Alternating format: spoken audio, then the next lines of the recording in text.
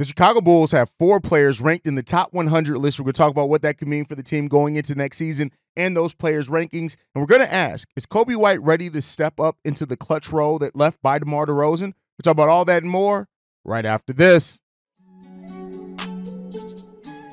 You are now tuned in to Chicago Bulls Central, your number one place for all Chicago Bulls news and content.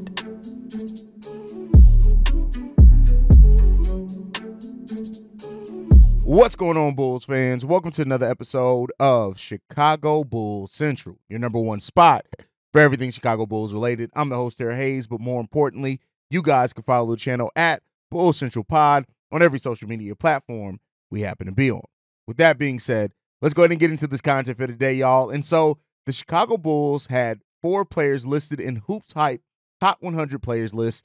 Take that for what you will. I want to talk about the rankings of each of the Chicago Bulls players. So just briefly to go over, we got Zach LaVine at 52, Coby White at 70, Josh Giddey at 72, and Nikola Vucevic at 89. A lot of people are going to be wondering why Nikola Vucevic is either ranked that high or that low, depending on how you look at him. And so when you look at when it comes down to it, right, Nikola Vucevic ranked at 89. The player below him was Tobias Harris, which we all know the season that Tobias Harris had. And the player ranked one spot above him was Jabari Smith. You go look at further, Anthony Simons and Dante DiVincenzo were both listed above him as well. And then if you look at another player listed below him was Naz Reid, which honestly, Naz Reid and Lou Dortch being ranked behind Nikola Vucevic on any type of list does kind of stand out to me because of the two-way capability of those players, but especially Naz Reid. When you look at the advanced plus minus of just how Naz Reid, impacted winning for that Minnesota Timberwolves team, and especially when one of their bigs, either Cat or Rudy Gobert, was out, how he flawlessly stepped in and could play next to either player. It's a little bit surprising to me that Naz Reid was that low, as far as like being behind a player like Nikola Vucevic personally. Now, when you look at Nikola Vucevic overall, when it comes down to it, we all know the stats: 18 points per game last year, 10.5 rebounds per game, 3 assists. He did that on right under a block per game, 48% shooting, and an abysmal 29.4% shooting from three-point range when it comes down to it. And so, that's what you look at when it comes to Nikola Vucevic. Like, Vooch is a player that can still score and rebound pretty well. Now, there's some problems with him definitely on the defensive side of the ball. And when you look at it as well, the Chicago Bulls are 7.2 points worse per 100 possessions when Nikola Vucevic is on the floor. And that's over the last 2 seasons. And that's why you have the talk of like a Jalen Smith being able to compete with Nikola Vucevic for that starting center position, because even though, Jalen Smith has never had a role like Nikola Vucevic, those per minute stats, and you look at Jalen Smith being a better center and all that. Now, they're hoping that maybe playing with Josh Giddey can help maybe unlock Vooch a little bit more, having more spacing as well there in the mid-range, because he's not playing next to DeMar DeRozan anymore, who likes to occupy kind of the same spots that Vooch occupied. So maybe you're seeing more uptick offensively from Nikola Vucevic. But that defense, I just don't know if you see an uptick from Vooch defensively at all when it comes down to it. But, maybe I could be wrong in that. We'll see. The next player on the list is Josh Giddey, ranked at number 72 on this list. And this is, I think, going to be one that some people talk about, right? Is he ranked too high? Is he ranked too low? You look at it, his season last year, I think, because this is based off last year's production, it kind of makes sense where he's ranked in this list. Now, if he was coming off the 2022-23 season, I would actually love to see where he was ranked in last year's list based off that. But Josh Giddey's ranked, when you look at players above him, CJ McCollum with New Orleans is listed above him at 71. Coby White's listed 2 spots above him at number 70. We'll get into more of that here shortly. Bradley Beal is listed below him at number 73, and Trey Murphy at number 74. And D'Angelo Russell, another player. Devin Vassell's also ranked lower than Josh Giddey at number 76 on this list. Again, Devin Vassell, a player that averaged 19 points per game and is a much better two-way player. But again, some health and injury concerns definitely exist there with Devin Vassell as well. But like, Vassell is a player that I personally would rank above Josh Giddey personally. But we all know what's at stake for Josh Giddey into this upcoming year. It comes down to, what does Josh Giddey look like with the ball in his hand more, and with being able to do more of the point guard type things that fit his skill set? And while there are some Bulls fans, Charles, I see you, to say Josh Giddey at power forward, you're stupid. I'm joking with the stupid. Charles is a longtime listener. I'm just joking with him. But, when it comes down to it, Josh Giddey's going to play point guard. The Bulls brought him in here to play point guard. Josh Giddey's going to play point guard. He's now the point guard of the future for the Chicago Bulls. Despite what Eco Bean will tell you, despite what his name is literally, it's Ball Fam. It's not, y'all thought I was talking about Ball Facts. No, I'm talking about a guy, his name is literally like Ball Fam. He's the weirdest dude in the world because he has no basketball sense or IQ at all. The dude just literally leaves comments and he says legitimately wrong and stupid shit all day long, and then he sits there and tries to defend it, and it's like people literally have pointed out to him where it's Ball Guy, which is an even weirder name. Ball Guy is the name. Ball Guy. Like that. First of all, why do you like ball so much? But outside of that, it's just like it's like, you just got some people so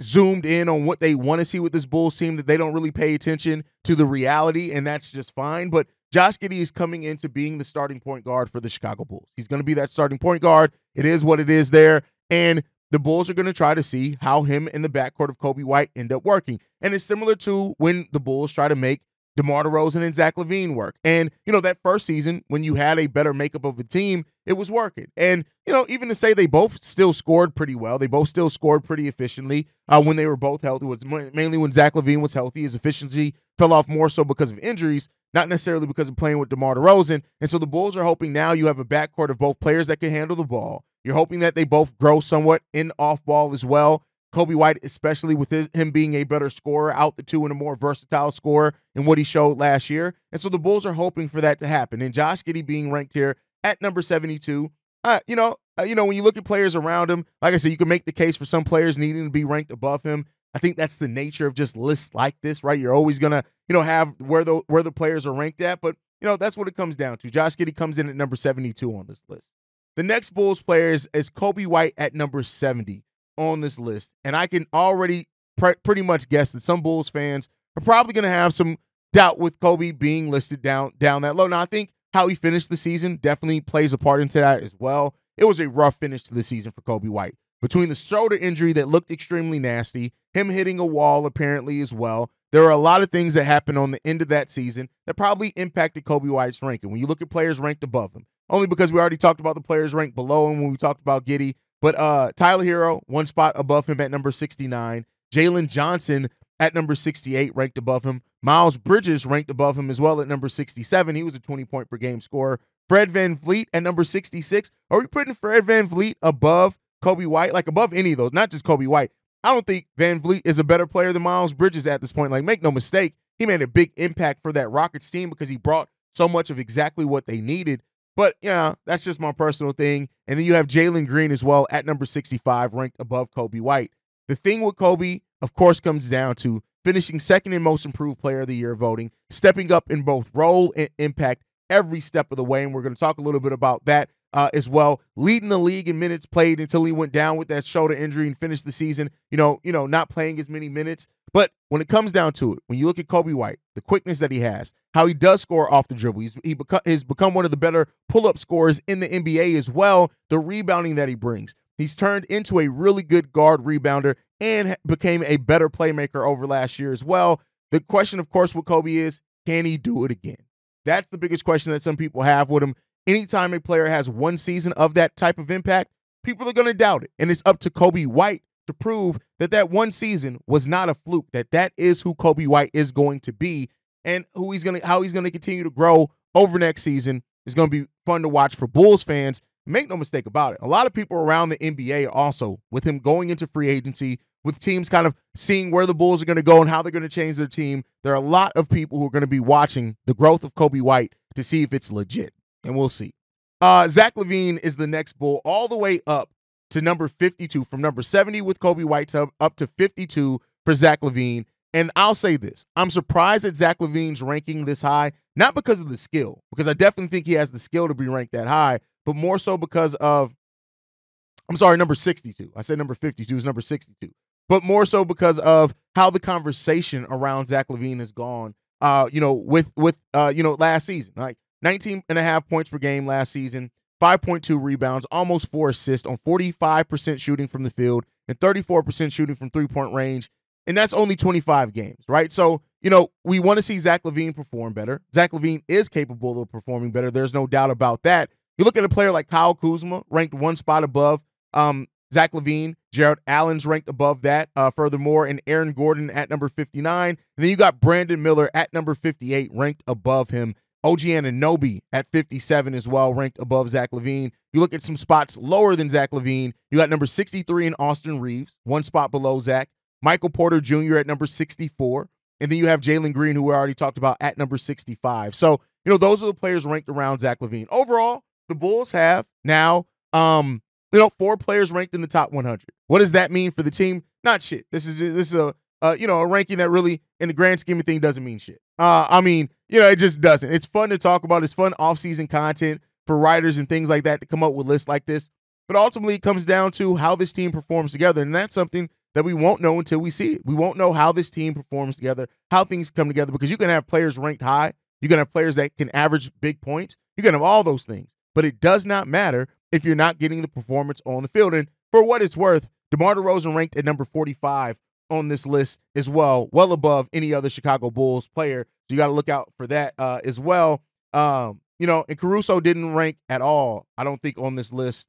So that's Alex Caruso. I think Alex Caruso is one of the top 100 players in the NBA when you factor in defense. But then again, not everybody values defense, so maybe that's why he was left off. But you guys can let me know what you guys think on that. Do you think any Bulls players should have been ranked higher? Do you think they should have been ranked lower? What do you think about the rankings for the Chicago Bulls? To recap, you got Zach LaVine coming in at number 62. I misquoted and said 52. Number 62.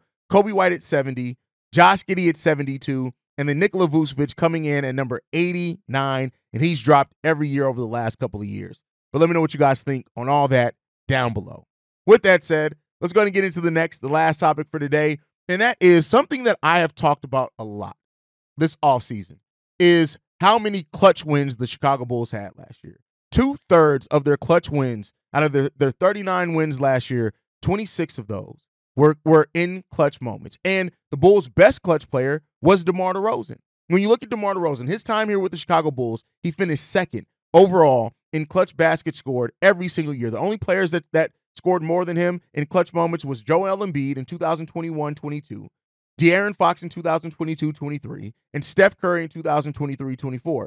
Other than that, DeMar DeRozan was one of the best clutch scorers in the NBA in his time here. And so the question is, especially when you have this Bulls team that, some people say 45. Listen, for the people who think that the Bulls can win 45 games, I need the amount of drugs that you are smoking. I need your dealer. I need to know who it is, because I need that strand. I need, as long as it's not fent and nothing harder than weed, I may need your connect there, because I think you guys are smoking a little bit something too strong. But that's my personal opinion. You guys can have the opinion that you have. But with DeMar DeRozan being one of the best clutch scorers in the NBA, and so many of the Bulls' clutch games, especially last season, coming down to clutch moments, you got to have somebody who can step in and be ready for that. And like I was, on the point of making as well, this is still a flawed team, right? This is still and there's no perfect team in the NBA, but we are an extremely flawed team. Three-point shooting is going to be a struggle yet again, right, for the Chicago Bulls. And I know some people are trying to make it case, three-point shooting isn't going to be that bad. Listen, we got the same three-point shooters we've had on this team. Coby White, Zach LaVine, Patrick Williams. These have been the same guys who have made some three-point shots for the Chicago Bulls. Yes, Ayo Dosunmu stepped up last year. He may be able to step up some for the Chicago Bulls this upcoming year as well. But other than that, it's about to be a struggle three-point shooting-wise, right? As a team, defensively, we have some struggles with that as well. While we do have talent, and I do think this team will play a more exciting brand of basketball next season, which is something that I've said, you still need somebody who's going to step up in the biggest moments. And Zach LaVine isn't going to all of a sudden become that. Now, Zach LaVine, one of the biggest issues that we've had with Zach LaVine over the course of his career is his decision-making down the stretch of clutch moments. He just has not been a good clutch player. Between turnovers, dribbling off his foot, not always the best shot IQ in moments like that. How many times have we seen Zach LaVine go for a 2 where we need a 3, something like that? So though that's not there, you also pair in the fact that part of what made DeMar DeRozan such a good clutch player was his ability to also get to the free throw line. And that's something we haven't seen at a high level from really anybody else on the Chicago Bulls team. So when you look at it, Coby White is coming into a situation where the Bulls, Coby White last year was 12th in clutch points scored last year and first in total clutch assists as well last season. So what does that mean? Coby White was one of the better clutch playmakers in both passing and getting other players open, as well as scoring himself last season. And while we're talking about the role of Coby White increasing and Coby White being ready to take on a larger role with this team, one of the first things that we're looking for Coby to do is become a better player, better, refine more, right? But a bigger player for us down the stretch of games in clutch moments. And if Coby can do that, listen, that's a big thing for Coby White. So you want to hope that Coby White can end up doing that. The fact of the matter is that the Bulls, who played the third most clutch games last season, they're going to need somebody who can fill that role. And Coby White is amongst some of the best when you look at it, right? When you rank it above when you look at the top 15 total clutch points last season, you got Steph Curry, DeMar DeRozan, Dame Lillard, Nikola Jokic, De'Aaron Fox, Mikal Bridges, Shai Gilgeous-Alexander, Trae Young, DeJounte Murray, Jalen Brunson, Giannis. Coby White's right there. Coby White actually was better in the clutch than Kevin Durant, Anthony Edwards, and LeBron James last season. So when it comes down to it, yes, it's a realistic ask of Coby White to step up in the clutch more for the Chicago Bulls. Now, am I saying it's all on him? No. But when you pair in his ability to score points in the clutch, as well as how he led the league in clutch assists last season, Coby White has to be one of our biggest clutch players next season. And that's not to say that maybe other players don't evolve into being that as well. That very well could happen, right? But Coby is the one that you're looking at right now and saying, Coby, we need this from you. We need you to step up in this factor for the Chicago Bulls next season. And, I think that he can do it. Coby White has the mentality of doing it. In the little bit that we've heard from Coby White this past offseason, he's talked about stepping into that role left by DeMar DeRozan, both from a leadership aspect, but as well as on the court aspect. And that's what Coby, when you look at leaders on this team, verbal leaders, Zach LaVine's had time to do that. You don't expect Zach LaVine to all of a sudden become that. Zach LaVine is at times more so, I'm going to make a big shot as we're trying to, pull ourselves out of the fourth quarter, not necessarily in clutch, but in fourth quarters. Ayo Dosunmu has been more verbal at times, right, than I would say even Zach LaVine. But it really comes down to Coby White being that guy. Josh Giddey isn't the most verbal. Maybe he grows into that. Modest Bucilis, you can probably see at some point developing into that, but I'm not going to put that on a rookie. Definitely not Patrick Williams, right? So, this is a time period where you're looking for Coby White to step into next season and not only grow his game further, to become an over 20-point per game scorer, be efficient, be that consistently throughout a whole season, not have the fall off that he had at points last season as well, be more consistent. Coby White has talked about his inconsistencies and becoming a more consistent player for the Chicago Bulls team. We need all of that. And a lot of that comes down to Coby White being able to be that, and he has to step up in the clutch. Coby's, he's stepping into a role. We need somebody to step into the void left by DeMar DeRozan, and make no mistake about it. There is a void left. Regardless of how you feel about DeMar DeRozan as a player, his skill set, his shortcomings, there is a void now left here on the Chicago Bulls team, and they're waiting and hoping somebody is going to step into it. And Coby White is probably the best candidate to do that. I'm not saying he's the only candidate. I'm not going to put a cap on anybody. Ayo could do that. Like I said, I definitely could see Modest Bucilis doing that eventually. I think that's a lot to ask rookie years. I don't think you typically see a player, especially one that's not stepping into a starting role, be that in their rookie year. But I can see him being the most verbal guy on the Chicago Bulls team eventually. But the Bulls are looking and hoping for somebody to step into that role, and Coby White seems to be the guy who fits that bill the biggest. Now, I want to hear from you guys on this. Who do you think, if it's not Coby White, is ready to step up in the clutch more for the Chicago Bulls? And regardless if we have to do it the same weighted, right? Hopefully, most of our games, we don't play the third most clutch games next season. Hopefully that's not the case, but you still need players, regardless of that, to step up in the biggest moments. Who do you think that's going to be? Think it's going to be Coby? Do you think it could be Zach LaVine? Do you think it could be Josh Giddey with his playmaking? Do you think it's Ayo Dosunmu with his added confidence in shooting and offensive skill set that he showed last year? Do you think it's Lonzo Ball, who's coming back from injury, even in its minutes restriction? Who do you think could be that guy for the Chicago Bulls, both now and in the long term? I would love to hear from you guys on that one. And overall, this I'll say as well. I know I said it on yesterday's episode. Put some respect on Coby White's name. Please put some respect on. Every time we go over an advanced analytic or stat with Coby White, it just makes it that much more impressive that he was able to grow his game in the way that he did. And I get it. He didn't win Most Improved Player of the Year. That's cool. It is what it is, but make no mistake about it. Coby White is coming for blood this season. He's coming to prove that last season was not a fluke, and I have the utmost. I think watching Coby White this season is going to be an extremely fun process to watch Coby White, and we'll see what happens there. But guys, let me know what you guys are thinking down below. Make sure you guys are following the show at Bull Central Pod. You can send us any feedback, questions, comments, concerns. BullCentralPod@gmail.com. Lastly, if you want to leave a text message and our voicemail for the mailbag, the number to do so, 773-270-2799. We are the #1 spot for everything Chicago Bulls related, but that's thanks to you guys. And like I like to end every episode on, go Bulls. Love you guys. See red if you can, y'all.